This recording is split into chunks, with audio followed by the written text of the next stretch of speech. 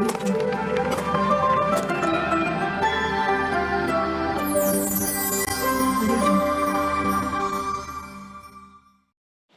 syukur kehadirat Allah Subhanahu wa Ta'ala karena dengan limpahan berkat dan kasih sayangnya pada siang hari yang cukup terik ini ya Bapak Ibu ya, kita masih diberikan nikmat sehat ya untuk bisa mengikuti salah satu program peningkatan profesional guru SMP Patra Dharma 2 Balikpapan yang kita mulai ya. Ini adalah program pertama di bulan Januari, yaitu membangun personal branding untuk menciptakan value guru di lingkungan SMP Patra Dharma 2 Balikpapan. Bapak Ibu yang kami hormati, sebelum kegiatan ini dimulai, marilah kita bersama-sama membuka kegiatan ini dengan mengucap basmalah. Bismillahirrahmanirrahim. Acara selanjutnya adalah sambutan dari Kepala SMP Patra Dharma 2 Balikpapan kepada Bapak Alam Syah SAGGR, kami persilahkan.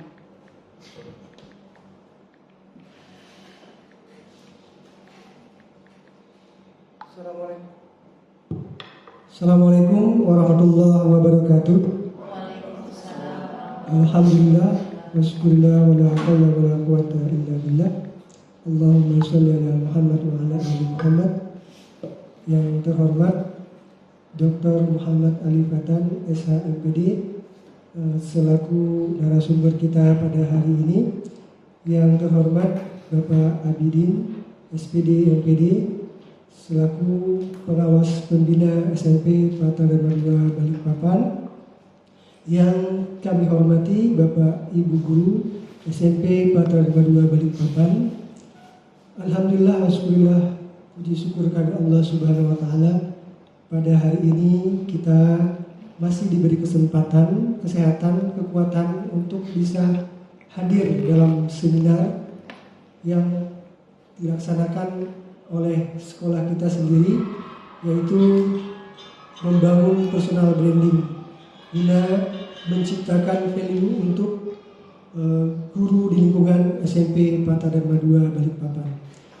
Bapak Ibu yang dirahmati Allah Subhanahu wa Ta'ala, mudah-mudahan seminar apapun hasilnya nanti bisa membangkitkan motivasi kita untuk lebih meningkatkan kinerja kita, di mana kita sebagai sekolah swasta perlu perubahan-perubahan yang kita lakukan dalam menghadapi persaingan, di mana kita tahu bahwa jumlah sekolah sekarang semakin meningkat. Maka kalau kita tetap seperti biasa-biasa saja, maka kita akan tertinggal.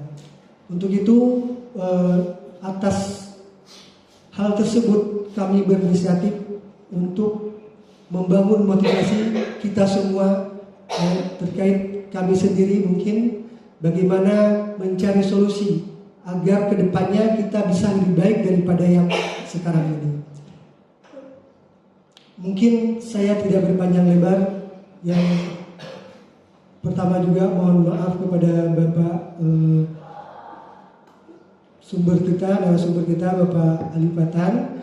Kalau melihat kursinya, mejanya banyak, tapi pesertanya mungkin 50% bisa hadir, karena sebagaimana kita sudah sampaikan tadi bahwa saudara-saudara kita mungkin pada hari ini kadarullah, kita tidak tahu, tiba-tiba memang kondisinya tidak memungkinkan untuk hadir. Mungkin ada sebagian juga yang kegiatannya bertepatan dengan acara yang kita adakan. Jadi mungkin kalau seandainya kami jadwal Bapak Ibu Guru itu kita tahu lebih awal, mungkin kita bisa tunda. Tapi ini sudah berjalan. Hari ini kita lihat memang pesertanya separuh dari guru-guru kita yang bisa hadir. Dan juga Bapak Ibu Guru di sini hadir Bapak Abidin, yang mungkin Bapak Ibu semua sudah kenal karena sering juga ke sekolah kita. Hari ini beliau akan memperkenalkan diri bukan sebagai guru yang memvalidasi, tapi sebagai pengawas pembina pengganti Ibu Yovita selama mungkin sebelum beliau pensiun juga.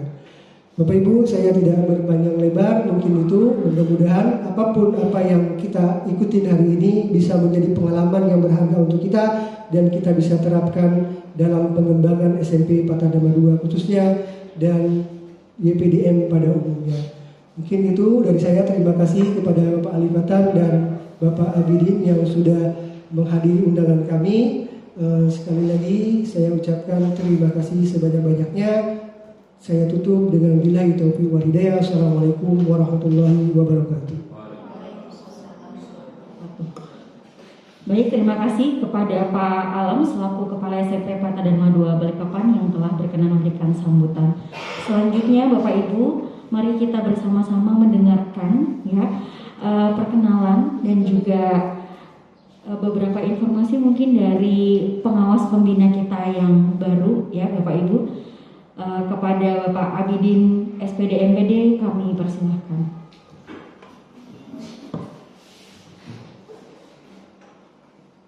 Assalamualaikum warahmatullahi wabarakatuh. Yang saya hormati Pak Alamsyah selaku Kepala SMP Patradharma 2 Balikpapan, Pak Alipatan, teman saya yang sampai sekarang masih eksis di dunia pendidikan, malah melintang kemana-mana, Bapak Ibu Dewan Guru SMP Patradharma 2 Balikpapan, Bu Rika, jangan lupa. Alhamdulillah, puji syukur kita panjatkan kehadirat Allah Subhanahu wa taala. Pada siang hari ini kita masih bisa dipertemukan di tempat ini dalam keadaan sehat walafiat, dan mudah-mudahan teman-teman kita yang sedang sakit segera disembuhkan oleh Allah Subhanahu wa taala dan bisa melakukan aktivitas sehari-hari dengan baik. Bapak Ibu yang saya hormati, selepas dari Ibu Yovita Henry yang membersamai Bapak Ibu di SMP Patradharma 2 sebagai pembina atau pengawas pembina dari Dinas Pendidikan dan Kebudayaan Kota Balikpapan, maka untuk sementara ini saya menggantikan beliau karena memang jumlah pengawas di SMP ini sekarang tinggal 10 orang Bapak Ibu. Kemarin Ibu Darbaiti dan Ibu Yovita memasuki kontrak tugas sudah genap 60 tahun, dan 10 orang ini mungkin juga sebentar lagi akan berkurang lagi gitu ya. Dan sementara memang saya ditugaskan untuk menghandle menjadi pengawas pembina di SMP Patradharma 2 Balikpapan. Walaupun mungkin waktunya tidak lama Bapak Ibu, karena tadi sudah disampaikan Pak Alam, mungkin hanya sekitar 4 bulan nggak sampai ya, karena saya 1 Mei insya Allah sudah menyusul Bu Yovita. Sudah waktunya, sudah kelamaan di keliling-keliling sekolah Bapak Ibu. Pendahulu saya Pak Alipatan sudah terlebih dahulu meninggalkan Dinas Pendidikan, walaupun masih eksis di dunia pendidikan. Bapak Ibu yang saya hormati, kegiatan-kegiatan seperti ini memang selayaknya dilakukan oleh sekolah-sekolah untuk membuka wawasan Bapak Ibu semua dalam mengembangkan sekolah, mengingat bahwa sekolah ini setiap tahun itu saingannya luar biasa. Tadi sudah disampaikan Pak Alamsyah, saingan sekolah swasta ini ada 2 macam. Yang pertama dari sekolah negeri, di mana Bapak Ibu tahu sendiri bahwa sekolah negeri ini walaupun bukan keinginan dari sekolah atau dari kepala sekolah, apalagi dari guru-guru di sekolah negeri, tetapi yang terjadi itu adalah penambahan jumlah siswa yang sangat signifikan setiap tahun. Jumlah rombelnya selalu bertambah, bukan hanya sekedar jumlah rombel, tetapi juga jumlah siswa tiap rombelnya juga bertambah. Memang saya juga pernah menjadi kepala SMP negeri bukan kemauan saya, bukan kemauan kita kepala sekolah, tetapi situasi dan kondisi yang memaksa. Kami maunya 32 satu rombel, kemudian jumlah rombelnya nggak usah banyak-banyak. Ya, tetapi rupanya tuntutan masyarakat, tuntutan dari berbagai instansi itu luar biasa yang sulit untuk dibendung. Bahkan kepala sekolah itu tidak ada daya untuk menolak, karena sifatnya itu sudah sangat frontal gitu ya, sehingga tidak bisa ditolak, mau tidak mau harus diterima. Bahkan dengan janji-janji akan, kalau memang alasannya kekurangan rombel, kekurangan ruang belajar, itu akan ditambah ruang belajarnya. Tetapi mereka tidak sadar bahwa penambahan jumlah siswa, penambahan rombel itu akan menambah beban guru. Nah, padahal sementara ini beberapa tahun terakhir ini ada moratorium untuk tidak mengangkat guru. Sekarang ini posisi guru di sekolah negeri itu banyak yang kosong karena memang sudah waktunya purna tugas dan sebagainya, sehingga banyak sekali guru-guru honor. Dan yang paling susah lagi, mulai tahun ini tidak boleh mengangkat guru honor di sekolah. Jadi mau tidak mau harus memberdayakan guru yang ada di sekolah.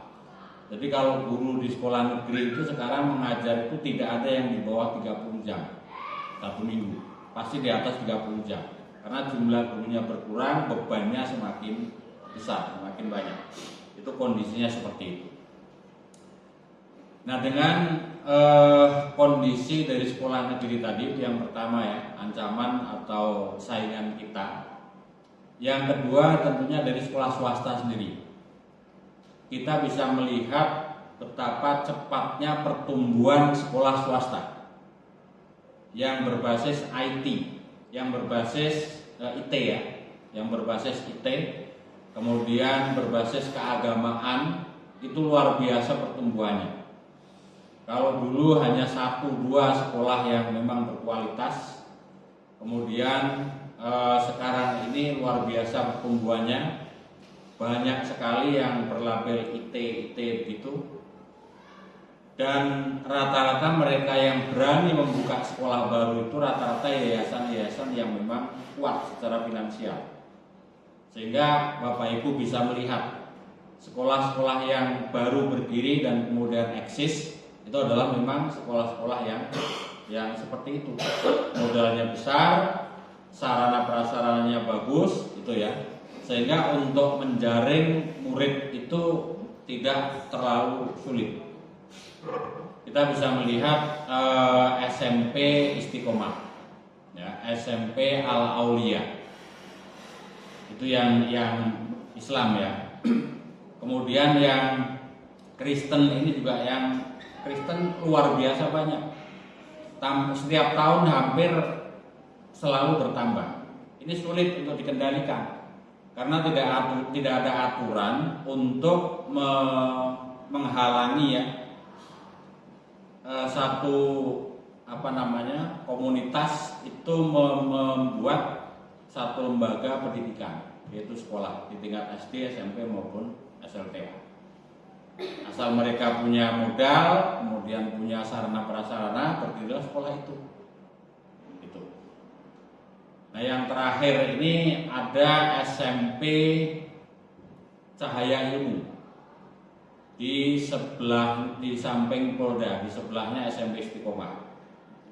Ini sudah jalan 2 tahun walaupun izinnya masih dalam proses, tetapi mereka basis keagamaan sehingga jumlah muridnya juga sudah mulai lumayan banyak gitu ya. Ini sudah kelas 8. Dan masih ada beberapa sekolah yang sudah berdiri. Biasanya sekolah ini berdiri dulu baru ngurus izin.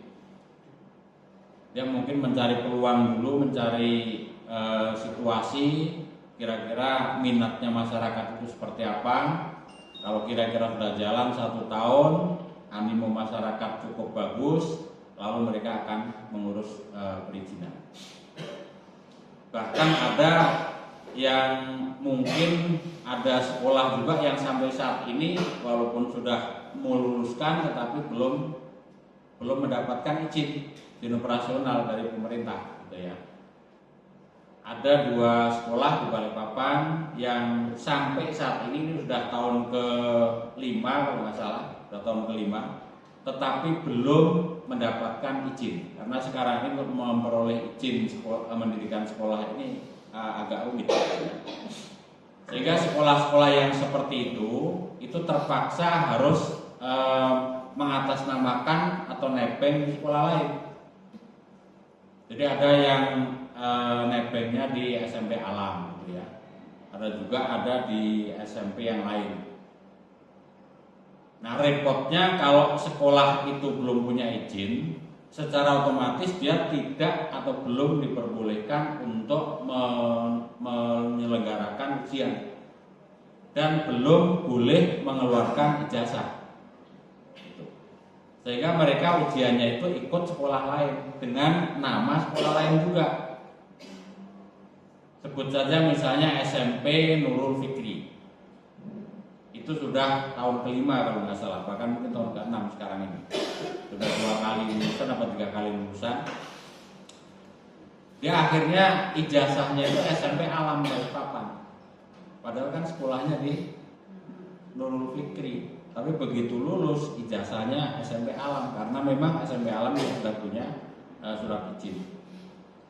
Nah, oleh karena itu Bapak Ibu,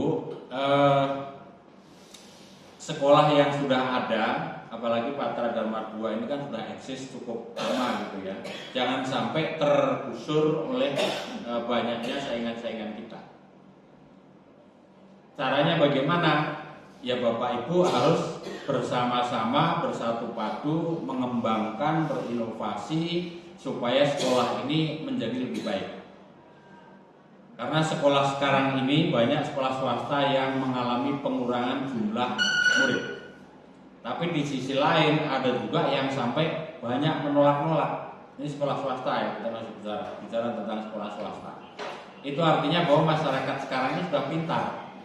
Mereka tidak masalah dengan biaya yang mahal asal servisnya memuaskan. Menu yang ditawarkan itu sesuai. Kalau yang hanya biasa-biasa saja, ya kita bisa melihat ya kembang kepis. Bahkan setiap tahun itu jumlah muridnya selalu berkurang. Nanti akan menjadi masalah tersendiri. Nanti gurunya beban mengajarnya menjadi lebih sedikit. Dampaknya nanti Bapak Ibu ke mungkin kesejahteraan gitu ya. Dampaknya kesejahteraan. Karena bagaimanapun sekolah swasta itu sumber pendanaannya dari situ. Semakin banyak jumlah murid berarti semakin banyak juga pemasukan yang ada ke sekolah. Jadi jangan sampai disia-siakan yang sudah ada ini. Marilah kita kembangkan bersama-sama. Mudah-mudahan dengan tenaga-tenaga yang masih muda-muda ini bisa bersinergi, bisa bekerja sama dengan semua komponen yang ada di sekolah supaya bisa bersama-sama memajukan sekolah. Harus ada inovasi baru supaya masyarakat ini tahu bahwa dan punya alasan mengapa mereka harus menyekolahkan di Patra Dharma 2.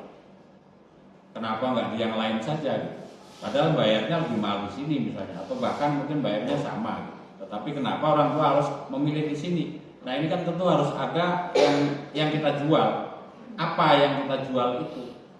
Dan ini harus sesuatu yang luar biasa, yang di sekolah lain tidak ada.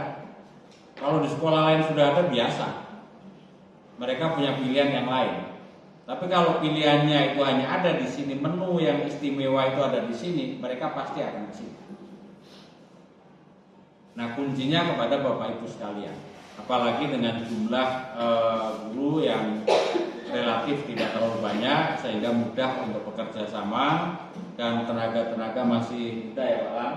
Ini masih gampang diajak lari. Kalau yang udah tua-tua ini susah Bapak Ibu. Pola-pola lama ini masih sulit sekali.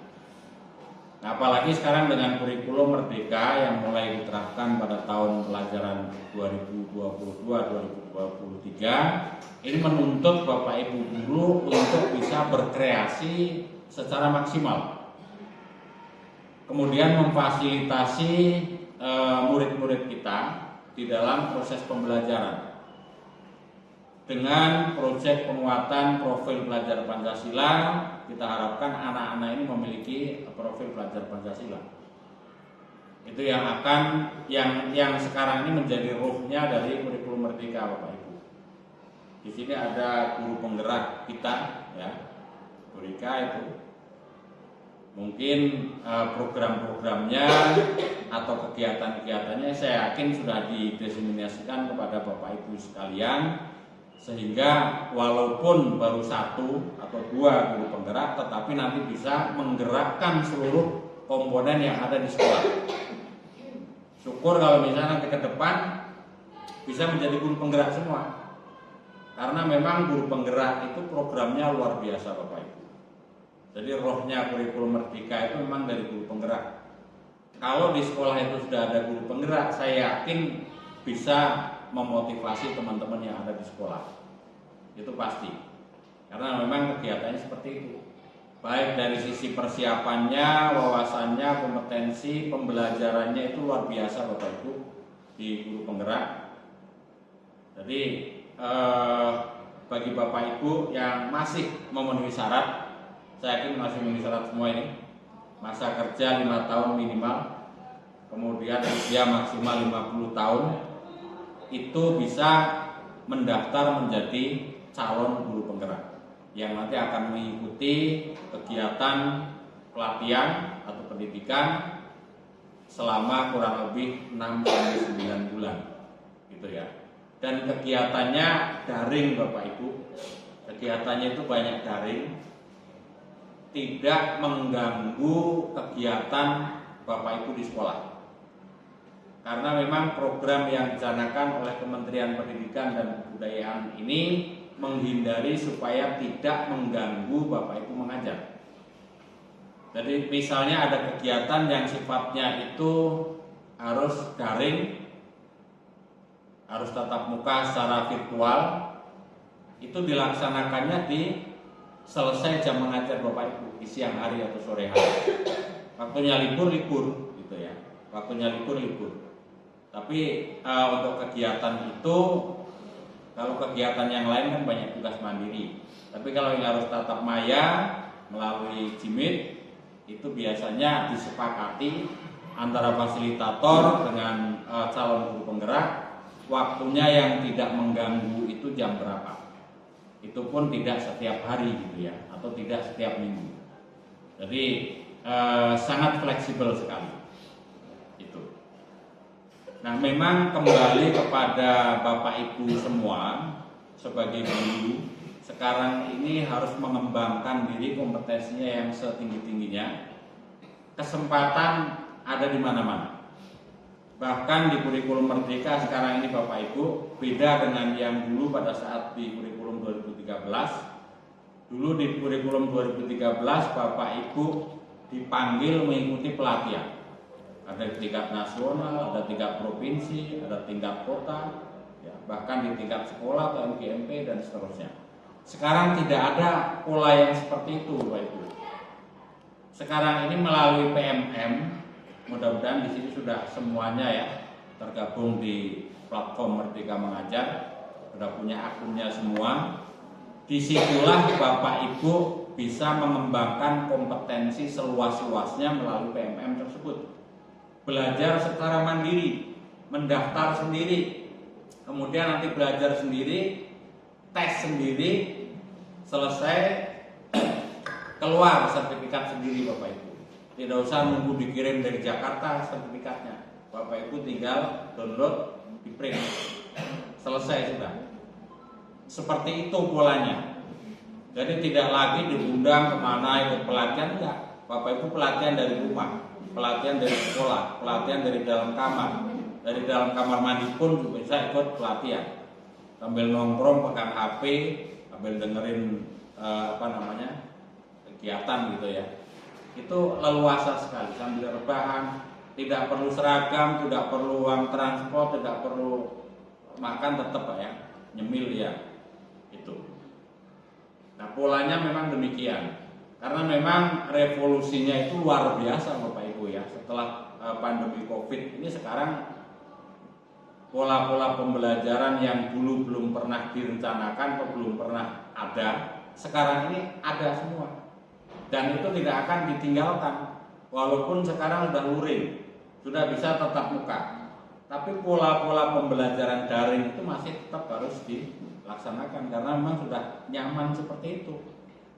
Pemerintah juga sudah mulai bergeser menggunakan pelatihan-pelatihan yang bersifat daring gitu ya. Menghemat biaya pasti, menghemat tenaga gitu ya. Tidak perlu mengundang Bapak membelikan tiket pesawat ke Surabaya, ke Jakarta. Cukup di depan laptop saja di rumah masing-masing dengan menggunakan daster sudah jadi gitu ya. Nggak usah pakai batik yang rapi, nggak usah pakai seragam yang necis gitu. Yang penting pakai baju kan gitu ya. Terutama bagian atas, kalau bagian bawah nggak pakai nggak apa-apa, karena nggak akan tersorot, nggak akan kelihatan. Nggak wajib pakai sepatu, nggak kelihatan juga. Pakai rok ya pakai gitu ya. Nah itulah perkembangan pola pembelajaran, pola pelatihan di pendidikan di negara kita dan mungkin di seluruh dunia Bapak Ibu ya, karena pandemi ini berlaku seluruh dunia, bukan hanya di kita saja. Sekali lagi Bapak Ibu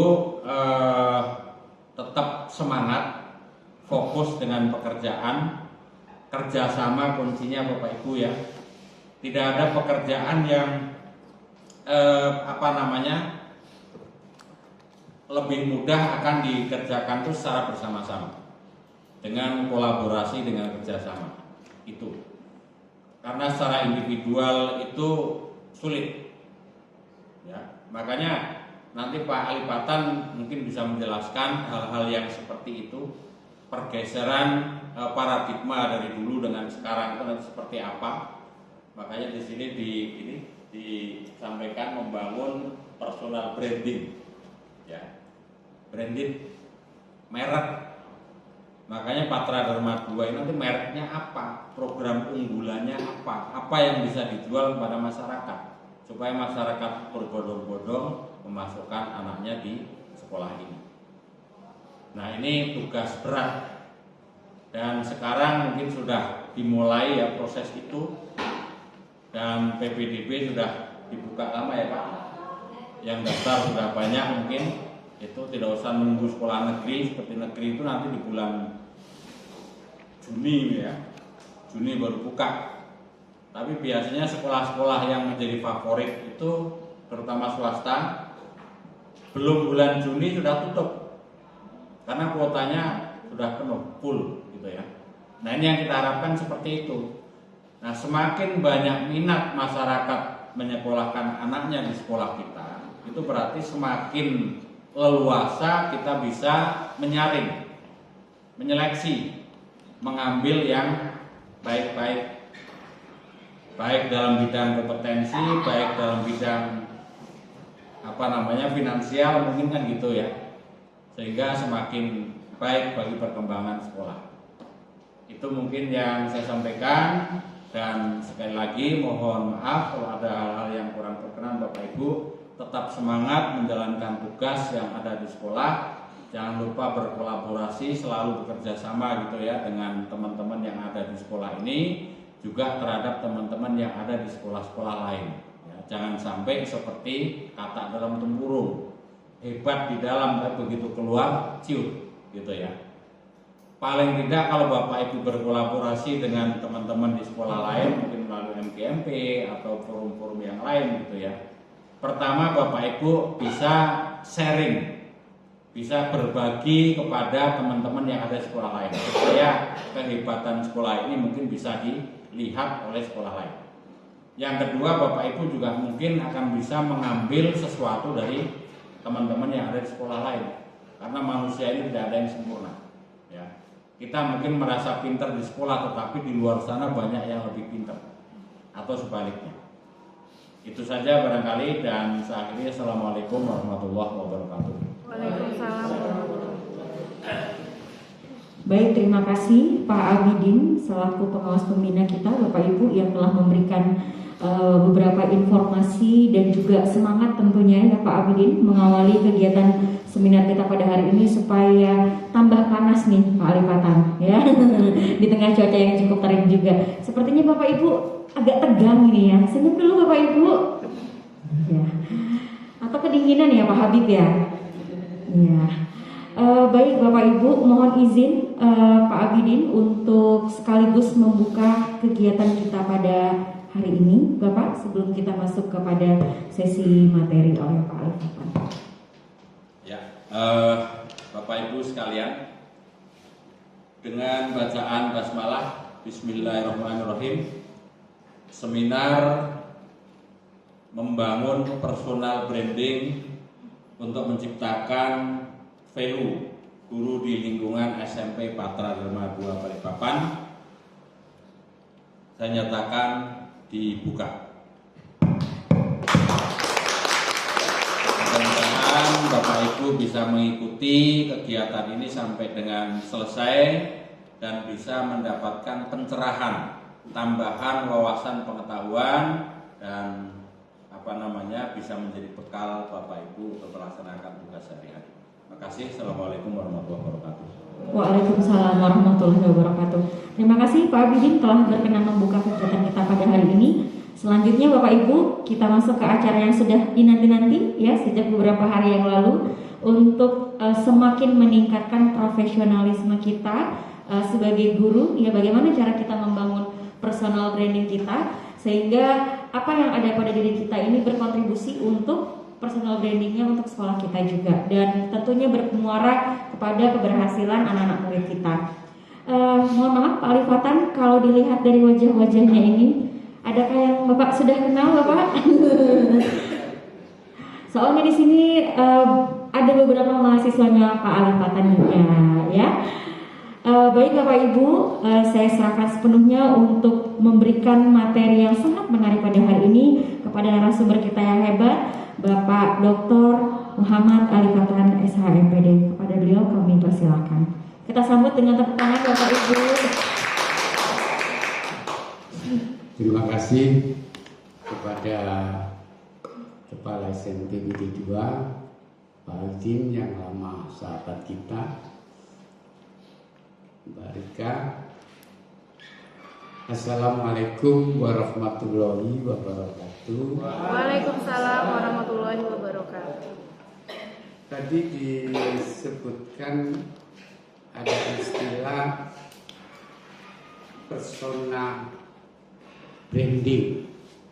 Berarti persona masing-masing ini sebagai guru punya personal branding.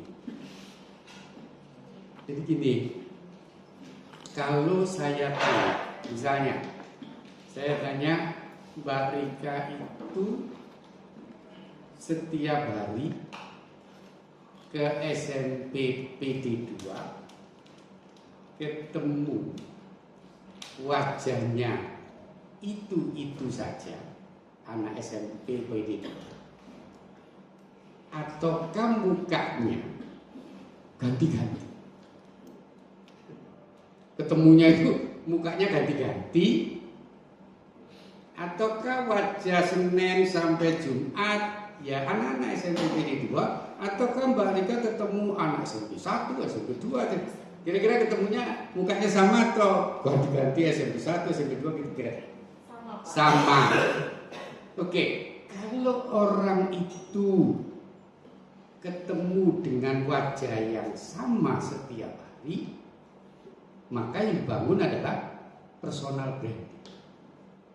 Tapi kalau kita ketemu ganti-ganti kayak Pak Abidin, kadang ke sana ke sini, kan ganti-ganti terus, maka yang dibangun selain personal branding juga product branding. Kalau kita ambil contoh, kalau Anda melihat ke Indomaret, Anda beli sari roti. Kira-kira Anda penting nggak membuat roti? Kira-kira penting nggak membuat roti? Nggak penting, karena sari roti itu diletakkan. Yang paling penting bagi pemilik sari roti adalah produk branding. Mengapa? Karena pembelinya wajahnya itu beda-beda. Kira-kira mulai paham? Kalau pembeli itu wajah yang ketemu beda-beda, berarti yang dibangun adalah produk. Tapi kalau yang ketemu orangnya itu saja, saya sebagai guru, yang saya bangun adalah personal branding. Personal branding itu apa? You service, you produk. Jadi yang paling penting you, gitu. Oke, paham mulai sekarang? Jadi ada diskusi kemarin bertanya, ada kopi harganya 8.000, kemudian kopinya enak, tapi di Starbucks harganya 58.000, kopinya enak, sama-sama enak, beda-beda 50.000. Mengapa Starbucks tidak mampu? Kenapa? Yang 50.000 itu beli apa?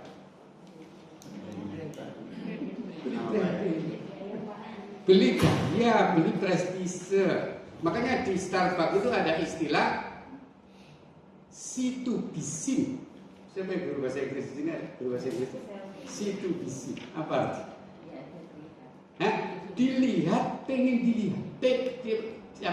Dilihat, pengen melihat. Jadi orang yang masuk Starbucks itu sesungguhnya dia pengen melihat siapa yang ada di situ, dan dia duduk di situ pengen dilihat banyak orang. Itulah yang membuat 50.000. Kopinya 8.000. Nah, dari situ Anda sudah mulai memahami what is brand. Kira-kira brand itu apa? Siapa itu? Merek. Ada lagi? Citra, logo. Oke. Coba kalau kita gambarkan ini ya. Ini kita gambar sedikit. Ini ya. Ini loh brand. Kelihatan di atas itu tagline, nama, merek, produk, logo. Brandnya jauh di dalam. Dalam bahasa Inggrisnya gimana itu guru bahasa Inggris? Apa itu? Brand. Apa? Coba. Ya. Brand itu dilahirkan dari pengalaman dan fitrah, jadi kepercayaan. Brand adalah dilahirkan dari pengalaman dan juga kepercayaan secara. Oke, brand adalah pengalaman dan kepercayaan. Oke. Ibu guru bahasa Inggris siapa namanya? Bu Selvi. Kalau Anda bikin cake namanya cake selfie, kira-kira orang mau beli lagi, itu cake-nya di mana? Cake-nya di mana supaya saya beli lagi cake selfie? Ya mungkin tempatnya, dan rasanya. Oke. Sekarang saya tanya, rasa itu supaya beli lagi, itu gigitan pertama atau gigitan terakhir? Pertama. Gigitan pertama. Begitu digigit pertama enak, ya, langsung nyantol di kepala. Kalau nggak enak, kemana? Pindah ke lain hati. Nah, tetap ke perut. Cake-nya itu tetap ke perut, tapi tidak nyantol di kepala, maka dia tidak beli lagi. Makanya kalau SMP PD 2 supaya menjadi brand, harus ada orang-orang yang datang lagi. Karena apa? Produk brandnya gigitan pertamanya enak enggak? Makanya saya bilang kan gini, kalau ada orang tua, walaupun ini sudah punya brand PD 2, begitu datang bawa mobil ngantar, terus tukang parkirnya atau tukang apanya misalnya cara-caranya mundur, goblok ini mundur enggak, mesti langsung dia tidak jadi balik lagi, langsung brand itu langsung turun. Makanya brand itu mulai dari tukang parkir sampai satpam sampai TU itu harus menyenangkan kepada pelanggan, termasuk kepada orang tua. Jadi, nah sekarang ini mana yang jadi brand? Mana? Yang mana jadi brand? Polisinya. Bukan bang. Brand bukan merek, brand bukan logo, brand bukan iklan, brand bukan slogan. Yang menjadi brand itu yang diposisikan itu adalah orang. Itu yang disebut dengan personal brand. Kalau bajunya dia pakai seragam polisi. Kalau Anda mau bicara dengan polisi, ya harus berseragam polisi. Tapi kalau bicara orangnya, apakah orangnya punya personal brand? Gitu ya. Jadi sekarang kalau saya tanya, ini yang menjadi brand itu Patra Dharma 2 atau karena Patra Dharma 2 Anda menjadi terkenal atau orang? Jadi maksud saya gini, saya guru SMP 1, Pak itu pengawas SMP 1. Apakah ketika salaman dengan orang lain, saya guru SMP 1, apakah semua guru SMP 1 itu ngajarnya hebat-hebat? Atau karena SMP 1? Anda yakin bahwa guru SMP 1 itu hebat-hebat itu? Nah, pertanyaannya, yakin atau belum tentu? Belum tentu. Belum tentu, tapi karena SMP 1-nya itu sudah jadi brand, SMA 1-nya tidak menutup kemungkinan guru SMP 1 itu jauh lebih jelek daripada guru-guru PD. Guru negeri tanya Pak Bidin semua rajin ke sekolah, belum tentu rajin ke kelas. Gak ada guru negeri yang rajin ke sekolah, itu gak ada. Karena kalau dari sekolah dipotong apa namanya sertifikat, tapi coba ke kelas belum tentu. Rajin ke sekolah itu penting, iya, ke kelasnya belum tentu, iya kan?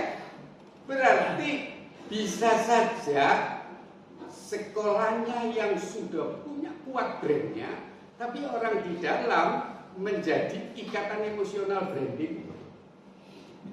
Iya kan? Anda misalnya salaman, Mbak Nika jadi guru di mana? Di Patra Pak. Terus sebelahnya salaman, Mbak satunya guru di mana? Guru di SMP Sabilal Mutahdin. Beda, iya kan? Karena brandnya itu loh, brand identitasnya itu sudah beda.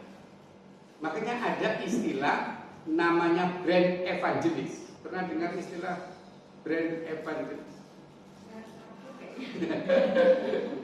Apa? Brand evangelis itu brand yang dibela mati-mati. Misalnya sekarang Arema terbunuh 130 hanya karena nonton sepak bola, itu namanya brand evangelis.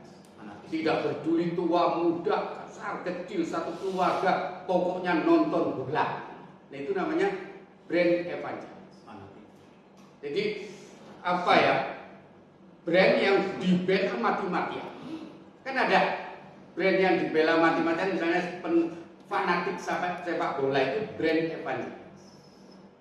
Nah sekarang apakah bisa dibela mati-matian PD2 itu? Makanya tadi kepercayaan itu terbangun karena experience. Jadi ada pengalaman dulu. Nah ini saya gambarkan contoh. Saya gambarkan di kepala manusia itu ada contohnya ini. Setiap kepalanya siapa saja itu ada brand, ada ratusan brand. Kita ambil contoh, misalnya mbaknya ini, siapa namanya?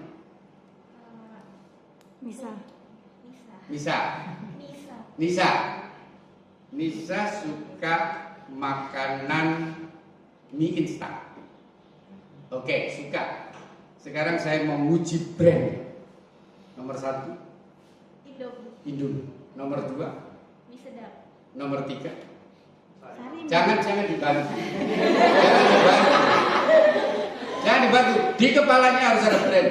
Ya, 1 Indomie, 2 mie sedap, 3 Samyang. Samyang, 4 Sarimi. Sarimi, 5 Lemonilo. 6.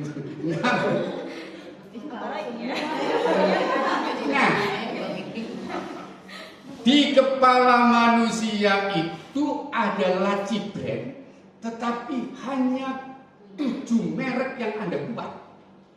Misalnya, yang tadi berbahasa Inggris, Anda suka ini mineral? 1 Aqua, 2 Mineral Arab.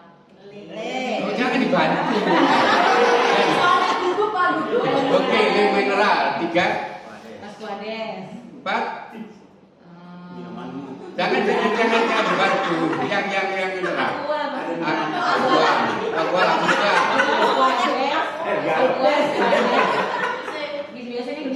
Ya, sampai 3 kan? Kekuatan 3. Maka 3 itulah yang dinamakan to the top brand.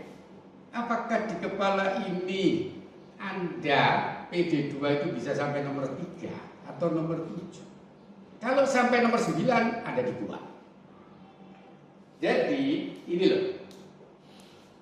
Posisi SMP PD2 masuk dalam di antara 1, 2, 3 atau ketendang keluar, kata Pak Abidin tadi. Misalnya di kepala saya SMP Negeri 1 kalau tidak masuk ke KPS, Al Aulia, IPK, Harapan Bangsa, 6 siapa? Kalau PD2 dilaci kepala manusia itu sampai nomor 8, nomor 9 Anda dititip. Jadi, nah sekarang bagaimana memasukkan di dalam laci kepala? Karena kekuatan manusia brand itu hanya sampai 7. Anda tidak kuat tadi Indomie. Berarti kalau Anda pengen makan mie, di kepala Anda mengatakan Indomie. Kalau tidak ada mie sedap, tidak ada sarimi. Setelah itu tidak kuat lagi. Nah sekarang tugas kepala sekolah dan yang ada di sini memasukkan PD2 di laci nomor 1, 2, 3. Nah itu namanya to the top brand yang paling top. Ternyata di manusia itu ada gorengan. Kalau ini Mbak Nini, sekedar tanya gorengan nomor 1 di mana? Kalau ini Pisang goreng. enggak, Oh, gorengan. enggak belinya di mana tempat? Ya, aku pernah beli lagi. Di Perapatan. Perapatan 1, 2. Terus tuh di Jalan Kelamono. Terus Terus 3. tuh di Sungai Ampang. 4. Terus itu di mana lagi? Ya udah kuat jadi diam. Kalau pengen gorengan kembalinya ke perapatan. Jadi paham ya brand. Jadi brand itu bukan sekedar logo, tapi nyantol di kepala. Gitu loh. Saya pernah memberitahu kalau contoh ya McDonald itu ada cerita McDonald itu kalau berdiri dia hanya 1000 atau 1 kilo saja. Jadi 1 kilo itu yang diundang. Terus pegawainya harus 1 kilo dari McDonald itu. Kalau rumahnya jauh dari situ 1 kilo dia tidak mau. Karena dari 1 kilo itulah jadi marketingnya. Gitu. Anda juga begitu. Kalau Anda, saya guyonan gimana marketing ini gambar aja ya. Tukang sayur itu lebih lengkap menguasai penduduknya. Jadi dia mulai rumah dari nomor 1 sampai 100, keluarga, sekolah anaknya, hobinya, gosip-gosip di kampung sampai pembantunya kawin lagi, uang lebih lengkap ya. Tukang sayur itu. Jadi sebenarnya kalau Anda menitipkan brandnya PD2, titipkan tukang sayur. Boleh. Mereka titipkan ini PPDB. Titipkan. Loh, dia lebih tahu siapa yang sekolah, dia lebih lengkap database. Percaya nggak? Percaya. Pelanggannya itu sampai bapaknya ini nikah lagi, Pembantunya pulang kawin di Jawa itu ngerti. Loh kita tidak ngerti. Nomor rumah 1 sampai 100 di sekitar pelanggannya. Nah itu kalau Anda pengen titip brand bisa saja di tukang kayu. Dia lebih masuk ke kena daripada dibagi-bagi yang kecil. Misalnya seperti itu. Nah itu brand ya. Jadi nama merek itu, nah dalam penelitian minimal 13 kali supaya masuk di kepala itu minimal 13 kali dilihat.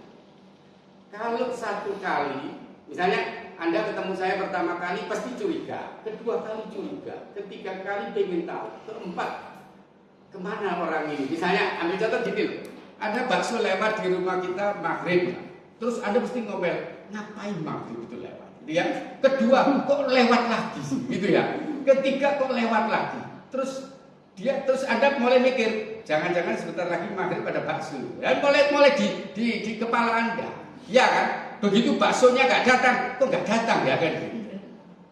Nanti lama hilang nggak ketemu, baru ada lewat bakso, Anda tak coba sih saya beli. Jadi dalam penelitian itu minimal 13 kali ketemu melihat. Tetapi kalau PD2 itu kan sudah puluhan tahun. Sudah lebih berapa tahun Pak? Kira-kira umurnya PD2 itu rasanya saya tahun 80 sudah ada itu. Ya kan sudah 40 tahun gitu ya. Itu brand. Oke. Jadi Bapak Ibu sekalian, jadi level brand itu gini. Nomor 1 Anda pelanggan puas. Pelanggan itu puas. 2, level 2 pembeliannya berulang-ulang. Jadi adik-adiknya semua sekolah di situ itu berarti level 2. Level 3 orang lain disuruh datang mendaftar. Itu level 3. Level 4 dibela mati-matian. Nah, kalau sudah level 4 Anda ngomong apa saja, misalnya Indomie tadi ngomong Indomie tidak enak. Tapi dia tetap ngomong Indomie seleraku. Walaupun Anda ngomong nggak enak, itu seleraku. Karena sudah membela mati-matian, karena di kepalanya Indomie itu nomor 1. Gitu. Jadi itulah yang dimaksud brand. Jadi sekarang kalau saya tanyakan begini. Jadi gini. Proses terjadinya orang tidak ingin menjadi ingin itu disebut marketing. Marketing itu orang yang tidak ingin menjadi ingin. Ingin menjadi beli. Namanya selling. Pelanggan, misalnya Anda lihat senang Citato. Citato enaknya pakai nonton drama. Terus akhirnya ingin, itu marketing. Tetapi Anda berangkat ke Indomaret, bayar pakai uang, itu namanya selling. Tetapi untuk membayar itu harus ada branding. Jadi kalau gitu, transaksi uang itu ada di mana? Ada di pasar atau ada di kepala? Terjadinya uang bayar itu ada di mana? Ada di kepala. Loh, di kepala kalau tidak ada Citato ya tidak beli dia. Berarti orang akan bayar pendaftaran di sini itu transaksinya ada di kepala. Jadi dari tidak ingin menjadi ingin itu masih cuma marketing saja. Supaya bayar, datang ke sini langsung bayar pendaftaran, itu selling. Tapi untuk bayar di kepalanya ada gambar PD2. Gitu. Kalau tidak ada gambar PD2 dia cuma marketing saja. Gitu. Jadi kalau begitu produk itu mengundang datangnya pembeli lewat marketing. Jadi kalau Anda sekarang ngomong bahwa kepala sekolah PD2 punya target market, itu masih target, belum beli. Kalau sudah beli, namanya selling. Tapi untuk mendapatkan selling, harus di kepalanya harus ada branding. Nah, branding yang ada di kepala itu harus nyantol nomor 1, 2, 3. Makanya tadi Pak Abidin ngomong misalnya Al-Aulia dalam waktu 3 bulan dia sudah tutup karena sudah ada di kepala. Gitu. Jadi, oleh karena itu kalau kita ambil contoh ini tadi yang kita diskusikan ya, brand itu kita contoh diskusi mbaknya tadi. Kalau Anda telan makanan itu rasanya tidak enak, itu masuk ke perut jadi kenyang. Tapi kalau gigitan pertama enak, langsung nyantol di kepala, besok aku beli lagi. Itu maksudnya brand. Jadi branding itu ada di kepala, bukan di merek. Kalau contoh, Anda kenal Nokia, tapi Anda beli? Enggak. Iya. Jadi hanya kayaknya merek saja. Jadi kalau begitu, pertanyaan berikutnya, sebaiknya posisi atau ada pertanyaan sebelum kita lanjut, ada pertanyaan? Ada pertanyaan, kita diskusi. Kalau tidak ada, tadi dijelaskan ini ya. Saya kemarin tanya, posisi Patra Dharma itu ada di mana? Posisinya harus ada, putuskan. Putuskan itu maksudnya gini loh.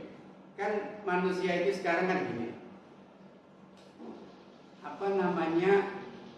Kelompok saya dengan Pak Abidin dan mungkin Pak Alamsa itu sekarang ini tinggal 31%. 69% anak muda. Jadi itu dasarnya ini. Dasarnya mana ini? Dasarnya sensus ini. Sensus tahun 2020. Ternyata orang tua itu tinggal 31. Dan saya yakin 30 tahun ke depan atau 25 tahun sudah hilang itu namanya rujak cingur, apa yang orang-orang tua yang suka itu apa ya?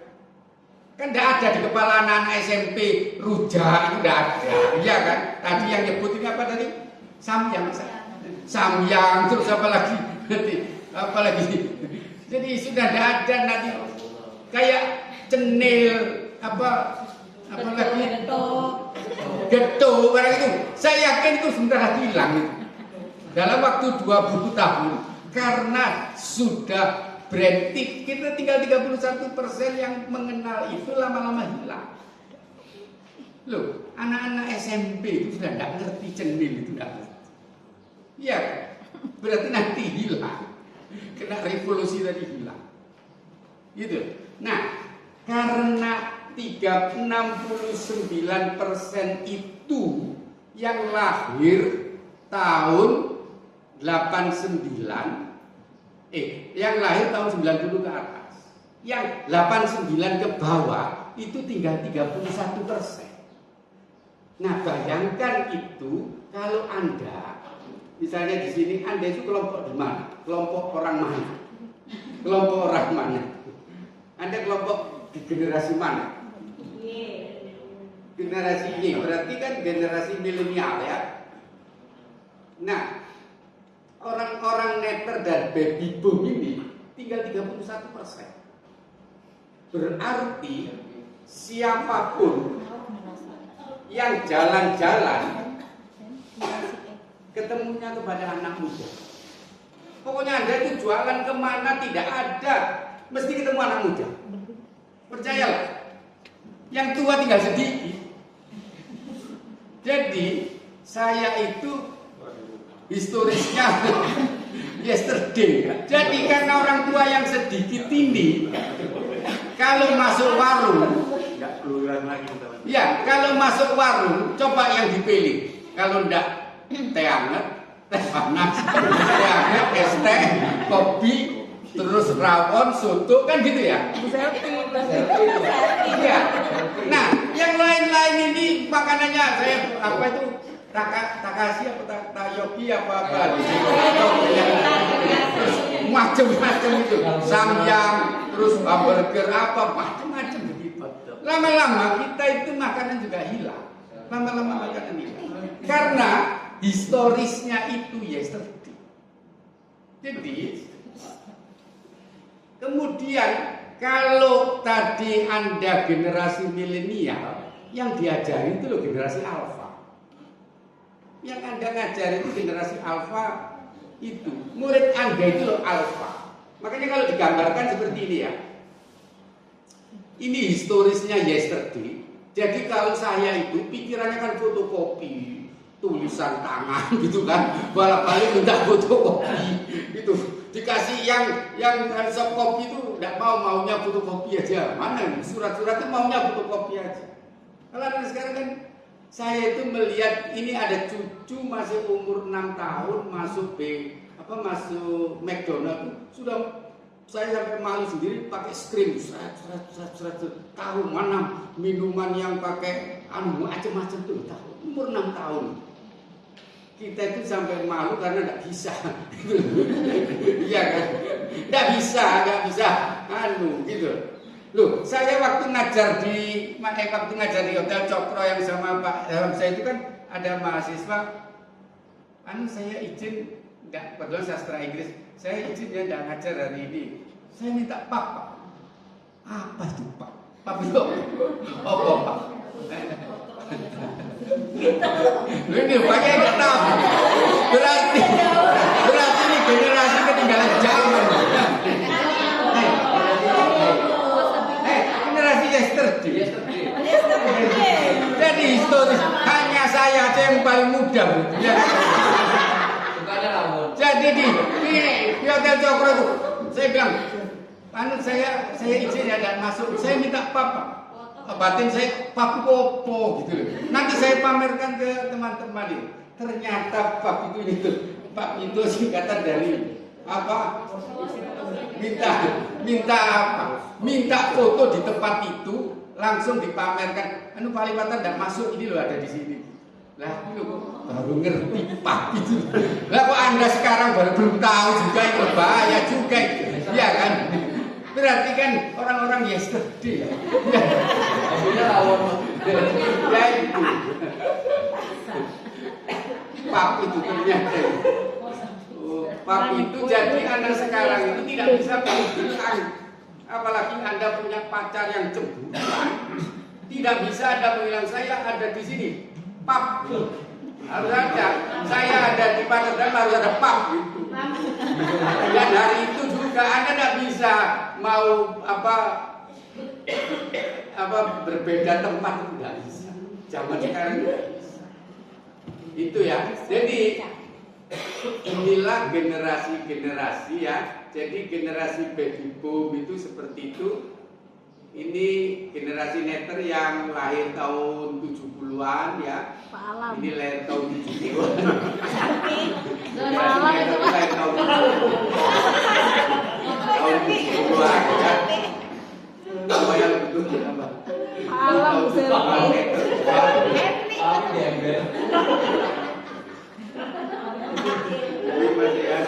Pak Alam, Pak Rahmat, Bu Selfie, Mbak Nurul. Orang dulu itu anaknya banyak. Nah kalau sekarang itu orang tua bingung. Ini generasi milenial yang lahir tahun 80. Nah ini 90 ya, tahun 90-an. Nah dia punya adik generasi platinum ya. Ini generasi platinum itu yang sekarang masih di SMA itu platinum. Generasi platinum. Ya, ini platinum. Nah, Anda ngajar generasi alfa, ya generasi alfa. Ini generasi alfa yang sekarang di SMP, gitu ya. Ya, ini generasi alfa. Ya. Jadi ini generasi alfa ya. Jadi kalau marketing kita itu sekarang ada di dunia anak muda. Kalau jualan apapun Anda ada di dunia anak muda. Nah, persoalan market itu sekarang seperti kue donat. Jadi kue donat itu yang di tengah bolong, yang di pinggir itu ramai. Jadi anak-anak muda sekarang itu tidak pernah terlihat lagi di mall. Jadi kalau Anda masih sering ke mall, itu berarti orang tua. Kalau lihat saja di mall itu sudah sepi. Dia kepengen. Jadi sekarang ini mau cari apa saja, bahkan Anda cari ikan segar apa di pinggir-pinggir itu. Iya, bahkan saya lihat mulai yang baju-baju yang mahal-mahal sudah di pinggir-pinggir. Di pinggir-pinggir itu di pinggir kampung-kampung itu. Jualannya sudah di situ, tidak ke tengah lagi. Makanya mall itu kalau Anda masuk ke plaza jam 10 sepi. Karena semua ke pinggir. Jadi kalau Anda jualan itu ada di pinggir, bukan ke tengah. Makanya Matahari bangkrut, semua bangkrut. Coba lihat stand-stand.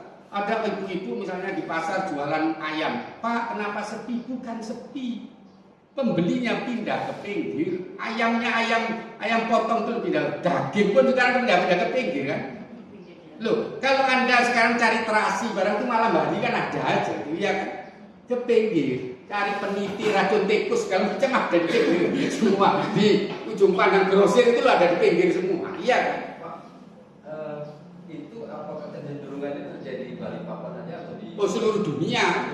Seluruh dunia karena apa namanya kecenderungan memang tidak ke tengah. Jadi Matahari itu bangkrut karena anak-anak itu datang cuma ngukur sepatu, nggak beli. Setelah tahu sepatunya beli online. Jadi kita cuma pakai baju sepatu, pakai baju saja diukur, ukuran saya sudah belinya keluar. Makanya semuanya kayak jahil, apa semua kependek. Iya, Kan? saya lihat juga pasar tradisional pun seperti itu, Pak. Saya lihat, iya. Kalau jual sayur itu di pinggir-pinggir. Iya, justru di dalam pasarnya bangkrut, sepi. Jadi bukan pembelinya tidak ada, pindah ke pinggir, gitu. Makanya ketika waktu Pak Gianto Ketua MUI sama saya cerita, saya sudah memberantas Palipatan di kilo 17. Saya hancurkan, gitu ya. Terus sampai ke Manggarsari saya perang. Loh, jangan bangga. Yang sekarang itu yang ada kilo17.com gitu. Anunya yang tidak ada, tapi kilo17.com ya tetap ada. Jadi dia bukan bangga ditutup anunya. Ya, sekarang tempat itu sudah pindah gitu loh. Jadi iya, pindah. Kalau tidak percaya, anak-anak SMA yang generasi platinum itu sudah tidak pernah nonton TV juga. 99% tidak pernah nonton TV. Iya kan? Dia sudah tidak suka. Iya kan? Kalau yang si bapaknya ini ada siapa? Pak Faris. Pak Faris saja yang sering nonton sinetron apa? Iya, sering nonton sering nonton sinetron pengkhianatan suami. Yang lainnya sudah tidak ada, berarti dia yang anak-anak sudah tidak mau. Gitu. Makanya saya pernah ditanya ya, anak muda dan orang tua itu bedanya, kira-kira bedanya apa? Orang tua dan anak muda. Siapa tahu? Bedanya anak muda dan orang tua.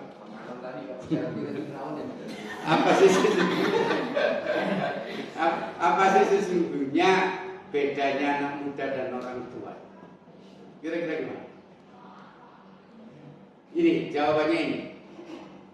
Kalau ada guru walaupun usianya 18 tahun, tapi kalau ngomong dulu itu pasti orang tua. Nah, Pokoknya dia masuk kelas dulu saya itu pasti orang tua. iya Tapi Pak. kalau walaupun Nenek usianya moyang. 80 tahun, tapi kalau ngomong hari ini, di sini, sekarang dan akan datang pasti. Jadi kalau ada cerita di kelas ngomongnya hari ini, di sini, sekarang pasti ada muda. Oleh karena itu kalau ada di kelas itu Anda tidak boleh cerita masalah. Anak-anak tolong ceritakan perang di Ponegoro. Saya gak ngurus Bu perang di Ponegoro. Iya. Dia tidak mau cerita gubek-gubek yang lama-lama itu tidak mau. Gitu. Oh, enggak Pak. Jadi ceritanya ya perang media, walaupun makanya sekarang ada istilah just in time. Kalau cerita di kelas, ceritalah yang akan datang. Jangan cerita yang lama-lama, karena dia tidak suka. Tadi kembali kepada pertanyaan berikutnya ya. tadi udah pertanyaan Bapak itu ya. Ini pernah dengar itu 7-Eleven. 7-Eleven itu tutup di Indonesia bukanya jam 7. Tutupnya kan jam 11, 11. Open at 7, close at 11. Kenapa tutup? Loh, anak muda itu sekarang itu karena banyaknya anak muda itu kalau disuruh tidur susah. Kalau sudah tidur susah bangun. Jadi jam 7 pagi buka dia belum bangun. Jam 11 tutup dia baru bangun. Makanya sekarang muncul kopi daim 24 jam, apotek 24 jam, semuanya serba 24 jam. Karena generasi kita yang 69% itu anak muda itu. Makanya kalau ada WA jam 1, jam 2 pasti dijawab. Karena dia belum tidur. Makanya saya penilai benar langsung tutup. Gitu. Itu salah satu ya. Ini tadi pertanyaan yang tadi ya. Kenapa 40.000 itu bedanya itu karena konsepnya see and to be seen. Nah kalau ke Starbucks pindah ke pinggir ya sudah muncul Starlink itu Starbucks lilin. Sudah muncul pinggir. Starlink yang sekarang istilahnya Starlink itu Starbucks lilin. Nah itulah yang perkembangan brand itu ya. Oke. Ada pertanyaan sebelum kita masuk, kita cerita tentang, kalau ini diceritakan apa yang sekarang yang penting yang rame-rame itu memang begitu ya. Jadi kalau sekarang itu misalnya definisi cantik itu kan sekarang yang penting glowing ya. Yaitu sekarang jadi sekarang rame yang viral itu MS glowing. Itu sekarang menjadi terkenal seluruh Indonesia itu karena itu tadi. Jadi yang mana yang viral gitu ya. Mungkin ada pertanyaan? Ya, silakan. Terkait dengan personal branding Pak Ali. Personal branding kan nanti mengantarkan kita kalau di satu komunitas ini kan untuk kebaikan bersama dan kemajuan bersama. Nah, pertanyaannya bagaimana personal branding itu sifatnya menetap, artinya kadang kan kita umumnya itu berubah-ubah atau ada satu dan lain hal yang mendorong kita untuk melakukan hal-hal tertentu, misalnya mempengaruhi keajikan dari personal branding yang kita buat. Otomatis kan sekolah sebagai tempat kita bernaung lah ibaratnya itu kan juga bisa terpengaruh dari orang-orang yang ada di dalamnya kan. Nah itu bagaimana caranya supaya itu tadi personal branding itu ajak gitu Pak ya. Kemudian rasa memiliki itu tinggi sehingga apapun yang dikehendaki oleh pimpinan maksudnya itu bisa terwujud. Karena karakter setiap orang kan beda-beda ya Pak ya. Tapi visi sekolah kan satu. Nah seperti itu Pak. Oke, kita bahas dulu ya. Personal branding itu begini. Yang dimaksud personal branding itu selling is you. Yang menjual itu adalah kamu atau personal branding. Berarti yang dijual itu kita. Berarti you product, you sell. Produk Anda kan ngajar bahasa Indonesia. Ya, tapi Anda sell. Kalau pembeli pertama itu Anda menjadi penjual. Jadi kita ada orang beli, ini namanya saya menjual, dia pembeli. Tapi kalau dia balik lagi, Anda bukan penjual, Anda pelayan.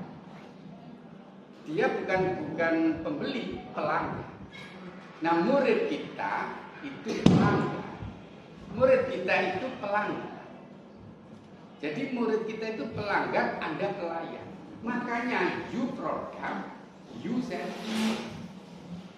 Nah, karena Anda jadi guru, produk Anda itu harus yang hebat, pelayan Anda harus yang, sehingga yang paling penting adalah you.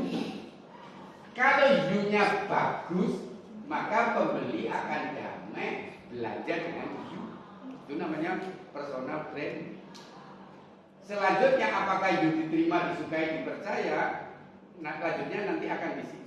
Nah, tugas guru adalah sekarang bagaimana saya dari rumah membuat produk ngajar sampai di kelas saya harus diterima, disukai dan dipercaya. Ini yang masing-masing dulu, karena personal branding itu you product, you service. Kira-kira mulai paham? Personal branding ada di you. Jadi you punya jualan kepada murid. Murid ini pelanggan. Anda tidak bisa zaman sekarang itu ngomong murid saya ini bodoh semua, salah. Anda yang salah. Gitu loh. Tidak ada murid bodoh, itu tidak ada. Makanya murid itu semuanya juara.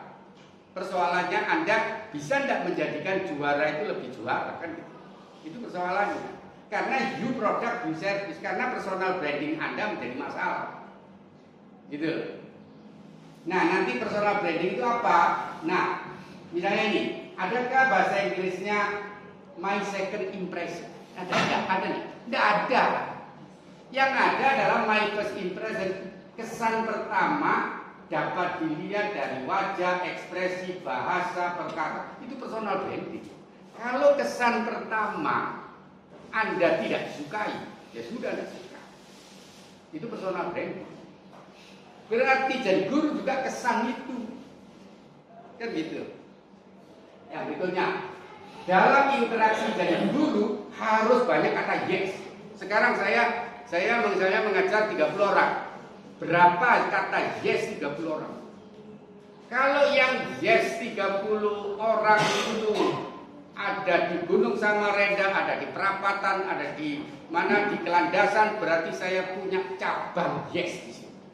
Tapi kalau di sini yang no-nya di Manggar yang no, berarti saya punya cabang no di sini. Berarti tugas guru membangun kata yes. Jadi kalau saya sekarang ngajar 100 orang 3 kelas, berapa kata yes yang diterima 100 orang itu? Apa 100 orang kata no, berarti saya punya cabang no di sini. Berarti begitu Anda bisa bikin kata yes, punya cabang di sini. Itu. Nah, makanya personal branding itu dalam keseharian Anda di kelas harus membangun kata yes. Berarti mengajar saya kan sudah harus senang. Iya kan? Itu. Nanti kita masih berikutnya. Coba cek Anda berangkat sekolah itu berat hati, sampai di sekolah berat hati, pulang dengan senang hati. Atau berangkat sekolah senang hati, sampai di sekolah senang hati, muridnya, atau ini kita ganti kelas ya. Apakah Anda berangkat senang hati sampai di kelas anak-anak senang, tapi begitu bel di kelas, murid-murid itu berat. Kalau itu berat, berarti itu yes. Tapi kalau begitu bel gurunya, tepuk tangan anak-anak cepat keluar, cepat keluar, gitu ya. Itu berarti membangun kata no di situ. Nah, jadi ngeceknya apabila Anda masuk ke kelas senang, sampai di kelas anak-anak juga senang. Ketika keluar kelas anak-anak berat. Itu yang paling penting. Tapi kalau gurunya, anak-anak ibu guru sakit, terus anak-anak jawab, kapan diopname? Ya itu membangun kata no lagi, gitu loh. Sudah sakit malah kapan? Ya itu jadi itu apa, cek dulu. Apakah ya? Yang kedua, coba lihat dinamika sistem ini. Semuanya konsentrasinya pada guru. Mulai dari korwas, pengawas, MBMP, teman lain-lain, semuanya kan ada di guru yang paling penting. Iya kan? Berarti yang paling penting adalah guru. Nah, sekarang persoalannya, pernah dengar nggak kata guru? Guru itu apa? Keliru, itu cocok logi. Orang-orang kalau di guru itu berasal dari bahasa Sanskerta, gu itu gelap, ru itu menghapus. Arti guru itu pemecah kegelapan. Yang benar itu, iya kan? Jadi salah kalau digugukan guru. Coba cari di Google itu. Asal kata bahasa Sanskerta guru. Guru itu gu itu gelap, ru itu menghapus. Penghapus, pemecah kegelapan. Itu guru. Makanya apa filsafatnya begini. Ini yang kebetulan kepala sekolah guru agama. Guru adalah pemimpin, diberi ilmu. Ini kan sebagaimana motonya ya. Ini loh motonya, bener aja ini motonya. Guru adalah pemimpin, diberi ilmu dan iman diamalkan, melayani anak didiknya. Jika ikhlas sekuat tenaga menyampaikan ilmu dan anak-anak memberi doa, maka berangsur-angsur dituntun oleh Tuhannya mendapatkan rezeki. Betapapun sukar hidupnya, tidak ada yang menghalangi. Tapi begitu Anda mengkhianati, pura-pura sakit, maka sesungguhnya Anda dituntun masalah. Kalau tidak percaya, buktikan. Anda coba ngajar pura-pura sakit, kemudian di kepala Anda gelisah. Jangan-jangan nanti ada yang lain. Jangan-jangan tugas saya tidak ada yang ngawasi. Jangan-jangan pasti. Karena memang karena kita itu diberi ilmu dan iman. Makanya saya ketika jadi pengawas di SMP Al Hasan. Jadi di SMP Al Hasan, waktu itu saya jadi pengawas, kepala sekolahnya masih muda, waktu itu umurnya 25 ke berapa itu, Bu, siapa itu? Pak, guru-guru kita ini banyak yang sering tidak masuk. Gimana caranya? Sudah gini aja Bu, kita jadikan satu bikin paguyuban, saya dimasukkan di situ. Kalau gurunya tidak masuk, bacakan Al-Fatihah 3 kali. Jadi pokoknya intinya hari ini huruf Yatul Adawiyah tidak masuk, jadi langsung dia masuk kelas. Anak-anak, karena huruf Yatul Adawiyah tidak masuk, kita baca Al-Fatihah 3 kali. Nah, setelah itu, jadi saya tahu juga karena jadi satu paguyuban kan, dibacakan ya. Selama 3 bulan berhenti. Gitu sebenarnya. Karena kalau dia sakit dibacakan 3 kali kan. Nah, karena saya jadi keparnakal, jadi kepala SMP 9, saya katakan pokoknya guru yang tidak hadir sampai 15 menit, anak pindahkan ke musola, dibacakan saja. Kalau dia pergi ke pasar Pandansari, mudah-mudahan kesasar di pasar Pandansari. Jadi dibacakan doa saja di sini. Ada guru SMP 9 tanya itu kira-kira 15 tahun yang lalu. Iya kan? Kalau tidak begitu memang karena guru itu diberi ilmu gitu loh. Jadi kalau dia anak yang kianati ilmu, terus anak-anak berdoa dia bisa. Gitu. Itu. Tanya guru SMP Al Hasan. Pokoknya dulu tapi yang waktu jadi pengawas itu. Guru tidak masuk, bacakan 3 kali Al-Fatihah kalau dia sakit supaya sembuh. Iya, itu aja. Kalau dia pergi ke pasar Pelandasan supaya kesasar di Pelandasan kan.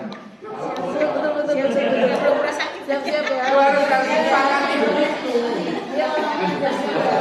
Harus disepakati. Iya kan? Ya, sepakat Pak. Sepakat. Ini loh motonya. Motonya ilmu dan iman diamalkan.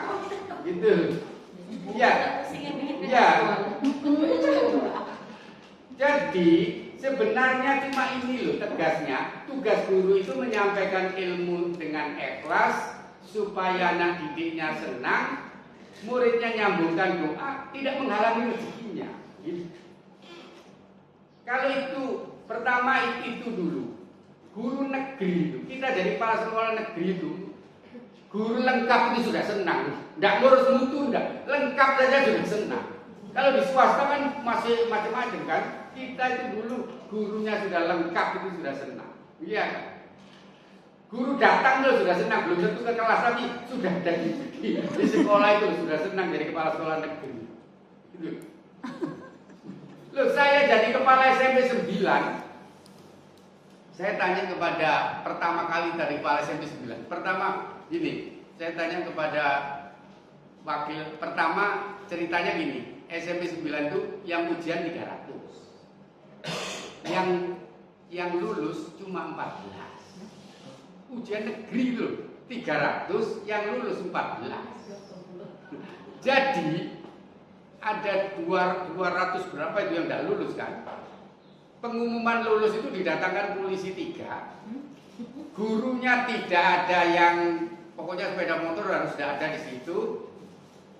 Setelah itu anak-anak ketawa-ketawa saja. Gak lulus itu biasa-biasa saja. Kan terus dulu ada ujian ulang itu, ujian yang gak lulus kan ada ngulang itu. Ya, itu 2023. Nah, 2013. Saya masih, setelah itu saya jadi ditunjuk pindah jadi kepala SMP 9. Saya tanya kepada wakil kepala sekolah, Pak, berapa sih jumlah siswa yang nakal? Pokoknya paling nakal, tulis Pak di sini. Setelah itu diserahkan sama saya, jumlahnya ada 164. Nakal itu 164, yang paling nakal nih 164. Terus saya minta yang paling nakal 40. Terus di 40, terus saya bikin kelas sendiri, milih sendiri guru 15. Itu bagus itu sebenarnya kalau dicoba, milih sendiri gurunya. Ya nggak kepilih, ya nggak apa-apa, pilih nanti kan diambil kelas 1 kan, kelas 1, kelas 2. Kelas 2 waktu itu, milih sendiri gurunya. Jadi setelah milih sendiri gurunya, ditetapkan yang lain-lain. Nah, di situ punya persoalan. Artinya makanya saya punya persoalan guru yang tidak masuk. Pokoknya Pak Baru mimpin doa ada guru yang namanya saya masih ingat tuh pas hamil gitu kan, didoakan nangis gitu. Ya kan? Karena terlambat saja sebenarnya, karena terlanjur didoakan di masjid. Jadi itu salah satu bahannya. Kalau mau apa namanya? Sampai saya itu ya, itu loh ada saksi Pak Abidin, ya. Jadi ada saksi Pak Abidin itu gini. Setiap istirahat itu ada 200-an yang pergi ke kamar kecil. Begitu bel, bukan istirahat, pokoknya bel bunyi, langsung semuanya ramai ke kamar kecil. Akhirnya saya putuskan, pokoknya kencingnya di kantor kepala sekolah.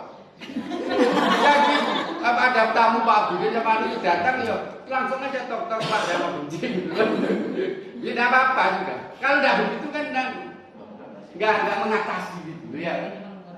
Yang paling tidak mengurangi. Saya itu baru tahu kalau apa namanya itu loh Pak, apa isinya tipek itu. Isinya tipek itu kalau dikena dikasih api terus dia nyembur gitu. Itu berkali-kali anak-anak kebakar itu mainan itu. Itu pengalaman di SMP 9.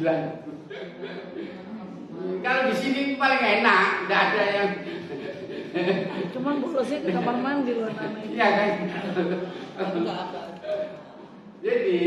Jadi gini, guru datang ke kelas dengan senang hati, siswa ke kelas dengan senang hati, menunggu kebaruan. Jadi pertanyaannya, apakah Anda datang ke kelas membawa kebaruan? Apakah saya meninggalkan bekas kebaruan? Apakah saya siap setiap hari belajar untuk merangsang kebaruan? Kalau Anda ngajar itu saja, Anda tahu kok, siswa itu tahu. Ibu ini pasti yang pertama nanti ada guru gitu, pokoknya siapa yang tidak kerjakan PR maju ke depan. Ya kan gitu ada pasti ada gitu. Atau ada guru yang senangannya mencubit, ya kan gitu ada. Itu anak-anak tahu karakter masing-masing. Nah, jadi persoalannya ini loh, menjadi guru itu yang pertama harus diterima dulu. Anda itu diterima dulu. Diterima itu kehadirannya tidak membahayakan. Anda datang itu tidak bahaya di sini. Bahaya itu gimana? Nah, kalau Anda sering nyubitan ya bahaya di sini. Kalau Anda sering nyuruh ke depan terus itu bahaya. Nah, yang setelah diterima, disukai, kemudian dipercaya, dihormati. Saya ditanyakan apa sih yang diterima itu? Maksudnya diterima itu menjual pribadi Anda, wajah Anda, suara Anda, nama Anda. Nama itu alamat kebaikan. Itu apakah nama Anda ditunggu atau nama Anda membahayakan? Itu. Setelah diterima, kemudian Anda disukai itu lebih penting daripada gelar. Disukai itu lebih penting daripada gelar. Karena guru ke kelasnya. Kalau Anda disukai itu lebih penting, karena disukai itu menjadi menyenangkan. Nah, kalau setelah disukai dipercaya. Orang yang dipercaya itu mudah disetujui, dititipi. Jadi dipercaya itu kalau anak-anak sering minta tolong. Bu, nomor 16 gimana? Bu, saya bisa jawab. Nah, kalau Anda sering anak-anak minta tolong, nah itu berarti Anda dipercaya. Jadi